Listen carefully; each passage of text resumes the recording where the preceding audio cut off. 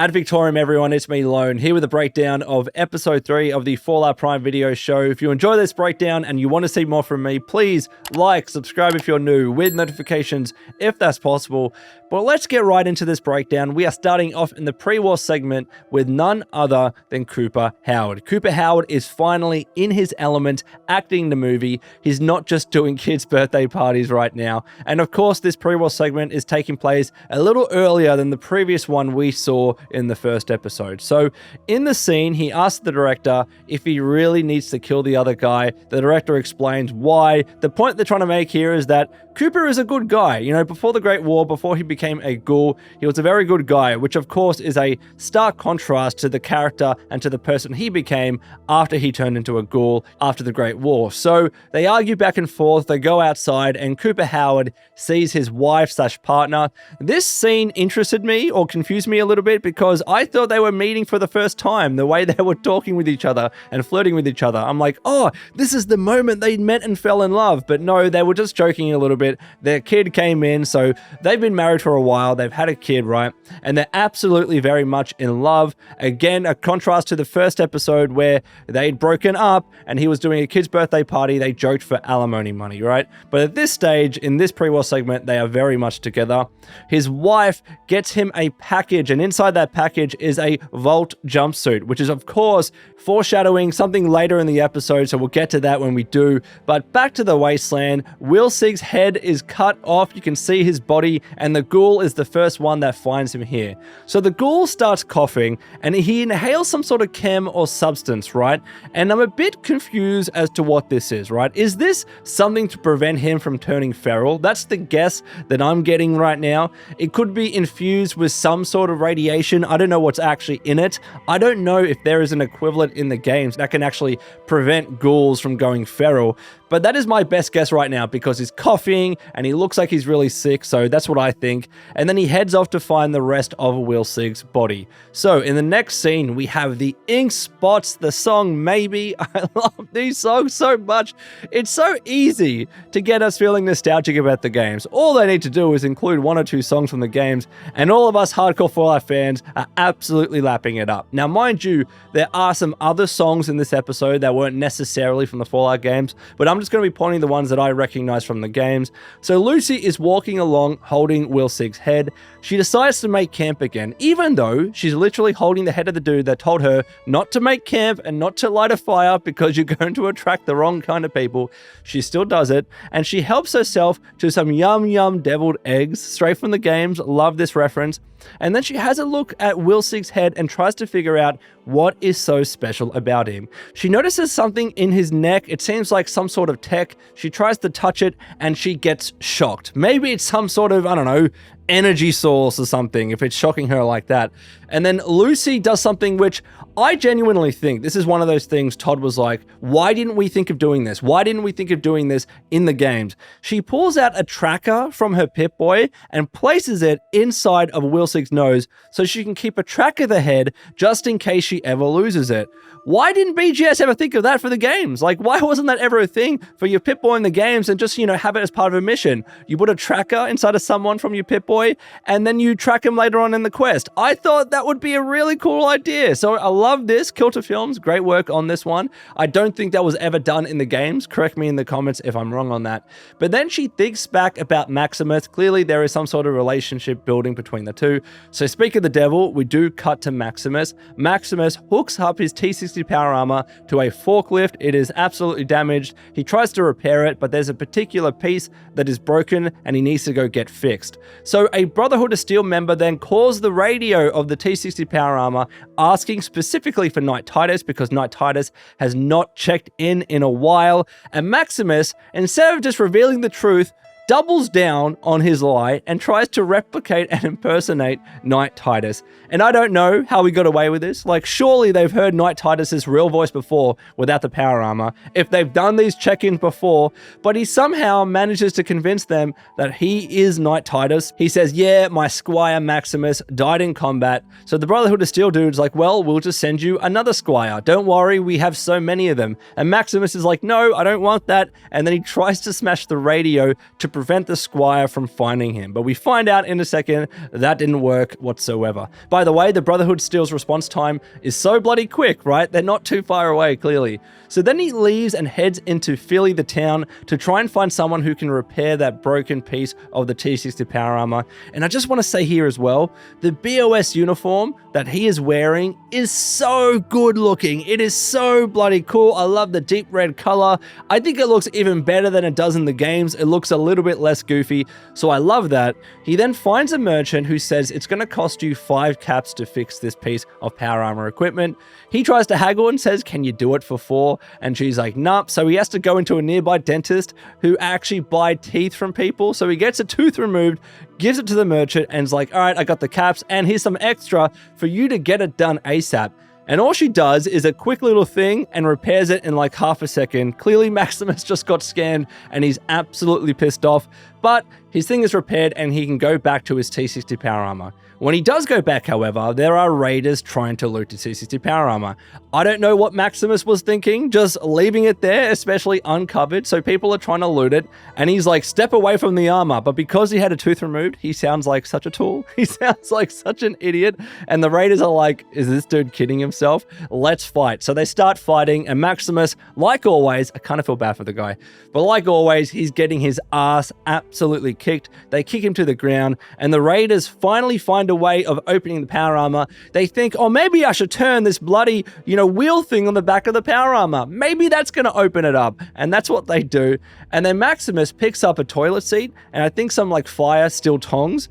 And then he starts fighting back properly. He smacks one of the raiders, one of the biggest guys, and then they start beating him up again. But because they're beating him up too close to the now open T-60 power armor, he does something which was so gruesome, so cool, that I want to see it again and again and again. He somehow puts his hand into the arm of the power armor backwards and manages to grab one of the raiders' heads and squeezes it, and it pops like a balloon. This was so gruesome, bro. It was so bloody. I freaking loved it. I love how this series is really committing to the violence in the Fallout games. So this was great. And then finally, a vertibird does fly into Philly. I like this reference where they were like, no cause for alarm. This is the Brotherhood of Steel. Very much felt like the Pridwin arriving in Fallout 4. And then the Squire drops down, tries to find Maximus. Maximus has to run back to the T-60 power armor and puts it on to make sure that his identity as Knight Titus is not exposed. So the Squire does find Maximus, calls him Knight Titus and says, hi, I'm Thaddeus. I'm honored to be in your charge. Maximus places his bloody hand over the Squire Thaddeus, and Thaddeus is shit scared, wondering why he's gonna die, wondering what he did wrong. Is like, my lord, please don't kill me. And that still feels weird to me when they refer to knights as lords. But anyways, he laughs, says, rise my squire, takes off his crotch piece and throws it at the Squire Thaddeus and says, clean it. Look, Maximus, I was liking your character, mate. I really was. But you are acting just as much of a dick as Knight Titus, the real Knight Titus, did to you. And I thought you were going to be different. I thought he wasn't deserving of the T-60 power armor. So why are you doing the exact same thing? I hope you learn your lesson. Clearly he does.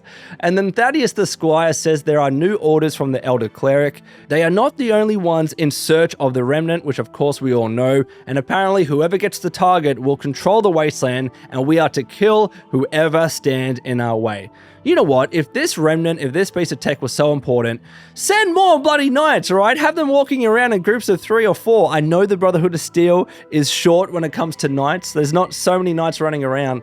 But I don't know, maybe they could have had more people with Knight Titus. Just having one knight and one squire, to me, is a recipe for disaster. And we literally just saw that with the Yagwai absolutely destroying Knight Titus. Anyways, they walk off. And then in the next scene, we see Lucy. I thought it was noteworthy here. There is a truck with a Sunset Sarsaparilla sign. That was freaking cool. Reminded me of New Vegas. Lucy is then following the map on her Pip-Boy. Remember, she got the coordinates put in by the merchant in Philly. And she's heading towards Hollywood Boulevard. She's by the water. She sees a little baby deer, a little fawn, and she tries to feed it. Very cute moment, very happy moment. But something is clearly in the water, making a growling sound. Pulls the fawn into the water, destroys it, This is the Gulper, right? So Lucy tries to run away, tries to get away. The Gulper manages to get Lucy, is dragging her away back into the water. Lucy then shoots the Gulper in the head, but unfortunately, and of course this was going to happen, the Gulper takes Wilsig's head from Lucy. So she heads back to the water, tries to figure out where the Gulper is. And the subtle touch here that I like is that they keep having the Pip-Boy rad sound go off anytime she's near an irradiated water source or some sort of abomination that gives off a lot of rads. It's a great touch, and it keeps reminding me, keeps getting nostalgic of the game, so I thought that was really cool. And then unfortunately for Lucy, the Ghoul sneaks up behind her, aims his gun at her head and asks where Wilsig's head is. Lucy says she lost it, and the Ghoul notices Gulper eggs on the ground and says, well, a Gulper clearly got it, huh? And what was interesting to me here is that I don't believe the games ever had Gulper eggs specifically. I know that we had, of course, Mirelurk eggs, but I don't know if the games had Gulper eggs. It makes sense, mind you. It absolutely makes sense. And maybe there's some lore that says, yeah, Gulpers lay eggs and that's how they, you know, actually breed and replicate. But let me know what you think in the comments below. Did I miss anything from the games on that piece of lore reference? So next up, we are back in Vault 33, right? And the song that plays here is We'll Meet Again by the Inkspots. Keep including Inkspot songs in these episodes. I absolutely love these songs. Lucy's cousin is reassigned. If you remember, he was the gatekeeper and he opened the door for Lucy. He wasn't meant to, so now he is no longer the gatekeeper. Next up is Lucy's brother, Norman or Norm. He needs to face the council. He is told by the council that you could have gotten us hurt, you could have gotten Lucy hurt, the vaults are impenetrable. That is the only way the raiders got into Vault 32. And then we see a poster on the wall which finally confirms it. There are 3 vaults. There's Vault 31, 32, and 33. And it says 3 vaults stronger together. So that's what I was trying to figure out before, right? Especially with Lucy's dad saying, yeah, I was from Vault 31. I was confused. Was he outside of the vault? Did he travel from Vault 31 to Vault 32 and then Vault 33? No, they are connected. They are all interconnected underground, so that must be related to whatever experiment they're doing in these vaults. I initially said, I think in a past breakdown, that these vaults are pretty close to control vaults because Vault 33 seemed fine. They all seemed happy and they were actually trying to rebuild America and eventually go above ground and all that kind of stuff. But now I'm thinking some sort of experiment is going on clearly between Vault 31, 32, and 33. I'm interested to know how Vault 32 was broken into. I don't think they'd be so willing to just let raiders come into the vault. Anyways, one of the council members makes a reference that Vault 31 is safe right now, so that is interesting. And then Norman says, just punish me with a demotion of some sort, and the council thinks of a job for him. In the next scene, he's delivering food to the raiders who they caught after they attacked the vault. And I'm going to assume a lot of these raiders are the ones that Lucy knocked out with her trank gun, but maybe the vault dwellers happen to overpower some of the other raiders. They say later on that they have 16 raiders locked up, but we'll get to that in a second. And they're all swearing, they're all throwing food at the window. Clearly they're raiders, they don't want to negotiate or talk or anything like that. So in the next scene, we are with Maximus. And Maximus is continuing to be a dick to Thaddeus, poor Thaddeus. But you know what? Thaddeus was actually kicking Maximus's ass before in the first episode, so maybe he deserves it. Anyways, he's making Thaddeus climb a tree, which is clearly dead, to get some apples, right? Maximus laughs as Thaddeus falls off the tree. He is taking things a little bit too far. And then the Squire asks to repair the radio in the T-60 power armor so the Brotherhood of Steel can send reinforcements. But Maximus says, no, I'll retrieve the remnant or the piece of tech myself, right? So the Squire asks about the Enclave scientist, Wilsig, and Maximus explains how a Ghoul intervened and let Lucy and the scientist Wilsig get away. And then the Squire Thaddeus was like, well, why didn't you kill the Ghoul? And then Maximus is like, look, we're going to find the Ghoul, we're going to find the target. And Thaddeus is like, oh, that's a brilliant plan. They're going to leave behind a radiation trial and we can track that. And Maximus is like, yeah, that's exactly why I did what I did. But then they start tracking the radiation trail of the Ghoul, or at least someone's radiation trail, or something's radiation trail. So they go on and they find Wilsig's dead body. This is the second group of people that have found Wilsig's dead body. So there's a bit of a joke here where they're like, yeah, this is absolutely Wilsig. They put the paper where his head used to be and is like, yep, that is definitely Wilsig. That is definitely the scientist. And they realize, of course, that the head is what is valuable. If the rest of the body was valuable, they would have taken the body of Wilsig. And then poor Maximus was like, no way Lucy did this. It had to be the Ghoul. Lucy, my love, no way would absolutely do this. He was probably thinking something along those lines. And anyways, they start following tracks in the ground. We get back to Lucy and the Ghoul. So the Ghoul is tying Lucy to an anchor, Butcher in the water. Lucy is begging, saying, stop, torture is wrong. The Geiger counter, the Rads meter on her Pip-Boy is going crazy. She realizes the Gulper is probably nearby. And then the Ghoul explains, look, I'm not torturing you. I'm using you as bait. He starts whistling. He's trying to attract the Gulper. The Gulper in the water grabs the anchor. The Ghoul is struggling to get it up, but eventually gets it up, pause. And the Gulper, I want to say here, looks so cool. They clearly put so much effort into this Gulper. It doesn't look that CGI. I understand that it's clearly CGI, right?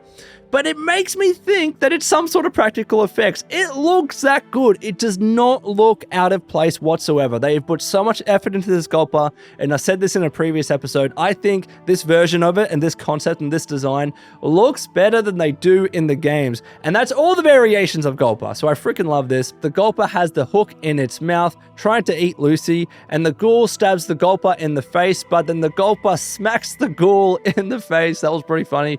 The Gulper then tries to eat Lucy, takes her boot, and she throws the Ghoul's bag into the Gulper's mouth, right? And then CX404 bites the Gulper, which scares the Gulper off in pain. CX404 clearly is very, very powerful. All the dogs are in Fallout. They never die. And then the Ghoul realizes that his chems, his drugs in his bag were smashed in the process because of Lucy throwing the bag in the Gulper's mouth to try and protect herself.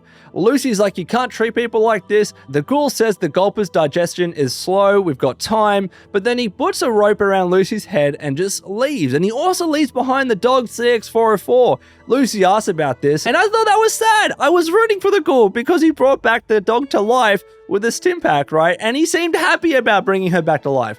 And now he's just leaving CX404 behind. That was very sad. My guess is that CX404 can smell the scent of Wilsig, of course, her previous owner, and she wants to stay there to try and get to him.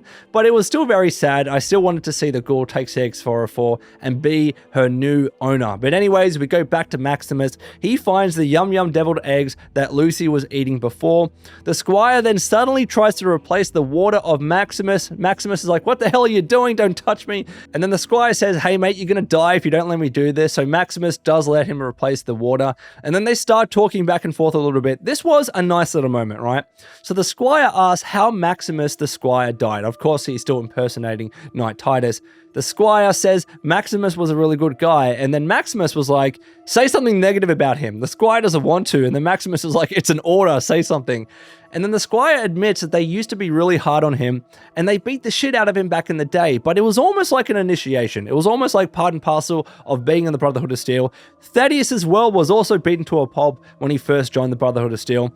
So the Squire really does seem beaten up about Maximus's death. He feels bad for it, but then Maximus tells him, look, don't feel bad. I thought this was a really nice moment between Thaddeus and Maximus / Knight Titus, right?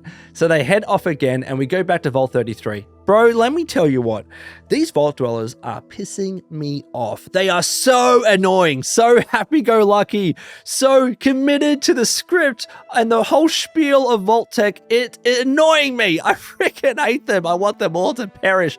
But anyways, they mentioned that they have 16 raiders locked up in a prison. I say a prison, it used to be a reading room. It's now a prison.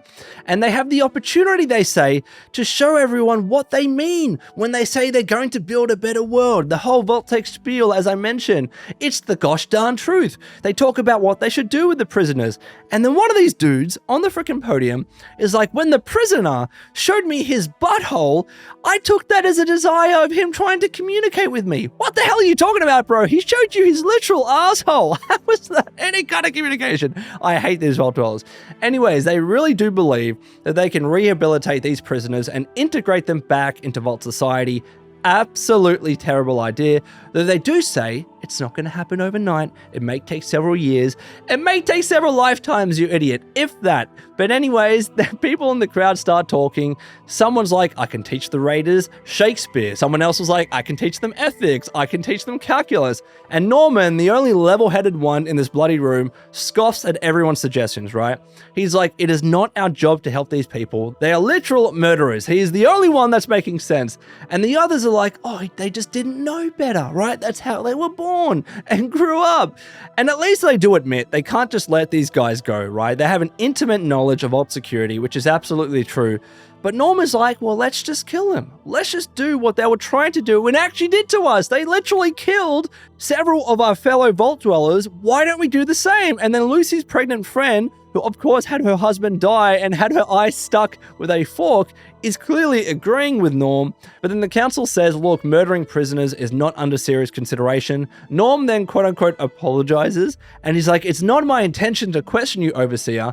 And it's clear the two guys at the podium as part of the council, they both respond at the same time because they both think they could be Overseer and they haven't decided that yet, right? So then a vault engineer walks in and he says, look, there's something wrong. We need to talk in private. And these idiots on the podium are like, nah, don't worry. Let it out in the open. Talk to everyone. What's wrong?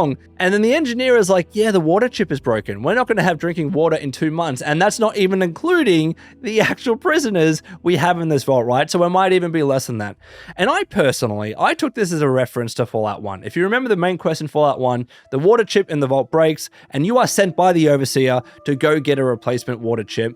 That is the kind of reference that I was getting here. Maybe I'm reading too much into things, but I absolutely think that this was referring to the original Fallout, and I think that would be fitting. So then afterwards, the pregnant girl goes to Norm and is like, look, they killed my husband. You are right. And your dad, the Overseer, would be doing the right thing if he was here in your shoes, right? So then we go back to Maximus. They start to track the radiation trail to the water where the Gulper is. Again, CX-404 is still there. I think that she really wants to see Wilsig, even though he's clearly dead. The Squire says we're picking up an abomination, and a Gulper approaches. I love how we refer to this thing as an abomination, because that's exactly what it is. And then the Squire, Thaddeus, is like, hey mate, I'll throw myself at the Gulper, don't you worry. And then Maximus is like, no, get back to the shore. He finally starts to learn he's not acting as much of a dick as Knight Titus, right?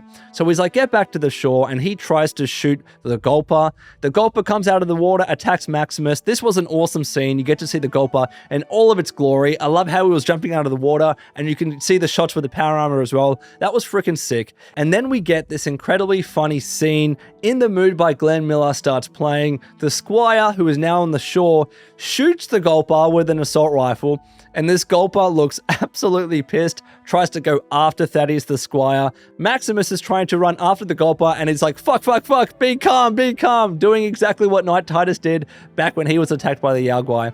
So Maximus tries to pull the Squire out of the Gulper. He puts his power armor foot on the anchor, which is still in the Gulper's mouth, and is yelling, Ad Victoriam! And then something happens which got me a little bit confused. The Gulper starts to get sick, and maybe it's because of everything it's eaten. Maybe it's because he ate Wilsig's head. Maybe it's because of the chems that were in the bag of the Ghoul. That is my best guess as to what was going on. What are in those chems? Are they a form of radiation? And if so, why would that affect the Gulper? Maybe it's just like a drug of some kind that somehow prevents ghouls from going feral, but is very poisonous and makes other people very, very sick. And indeed, abominations as well, like Gulpers. So the Gulper's eyes go really, really wide. It starts to get very sick and vomits out and dies. Thaddeus is good, Maximus is good, but Maximus notices Lucy's boot come out of the Gulper. I'm thinking at this moment he thinks she has died, but then behind them they see Wilsig's head. CX-404 is there, recognizes that this is her previous owner, starts to lick and sniff the head of Wilsig, so that was quite sad. But then what wasn't sad is Thaddeus and Maximus turn to each other and they start celebrating because they found the head, they found the target. I thought this was a really cute scene. So anyways, we go back to Lucy and the Ghoul in the hot desert. They encounter a bus which is called California Crest Studio Tours. And I believe they are at the same studio that Cooper Howard was at the beginning of the episode. I believe California Crest Studio is where they were shooting that previous movie. I could indeed be wrong on that, but if I'm right, it would be a very cool contrast because before we would have seen Cooper Howard when he was a good guy in his element as an actor at that very same tour. And then 200 plus years later, we have the same dude, but now as a ghoul, who is a completely different person, right? right? A completely bad dude. And then to emphasize that, Lucy is begging the Ghoul for water, and the Ghoul does not give her any whatsoever. He pulls out his gun and says, keep walking. Lucy's rad meter on the Pip-Boy starts to go crazy again. They're near an irradiated water source, and Lucy's like, is that what happened to you, radiation? And the Ghoul's like, something like that, right? We still don't know exactly how he turned into a Ghoul, but I hope, especially if it's renewed for a second season, I hope we find out exactly the moment that the Ghoul turned into an actual Ghoul, right, from Cooper Howard. I think that would be a pretty cool scene. And then they find this billboard of a vault shelter. The Ghoul shoots the Vault Boy in the head. We then go back to the pre-war scene. Cooper Howard finally is in the Vault jumpsuit doing the ad for Vault-Tec. Again, it took me too bloody long to realize that it was actually Cooper Howard doing the advertisements for Vault-Tec. But then they actually meet Vault-Tec representatives, and they're delighted that Barb, his wife, use her connections to secure Cooper Howard, which makes me think that she must work at Vault-Tec, or at least is affiliated with them in some sort of way. And he's like, yeah, I've never done an advertisement before. Cooper finally stands in front of the camera. They're taking pictures. He made a very funny joke and was like, hey, this suit is very tight. Does it actually block radiation? And then the Vault-Tec representatives looked around nervously and were like, yeah, of course it does. Absolutely. Cooper genuinely is like, thank you. You're doing God's work. He starts posing in the jumpsuit and he says, maybe I should do a thumbs up. And he does his iconic patented thumbs up. This might be the very first thumbs up from Cooper Howard to make it his thing, just like the Vault Boy. But ladies and gentlemen, boys and girls, that was the breakdown of episode 3 of the Fallout Prime video show. Again, if you enjoyed it, if you want to see more breakdowns from me, please like and subscribe. And until next time, this has been the Lone Vault Wanderer. Please take care of yourselves, and would you kindly keep fighting the good fight.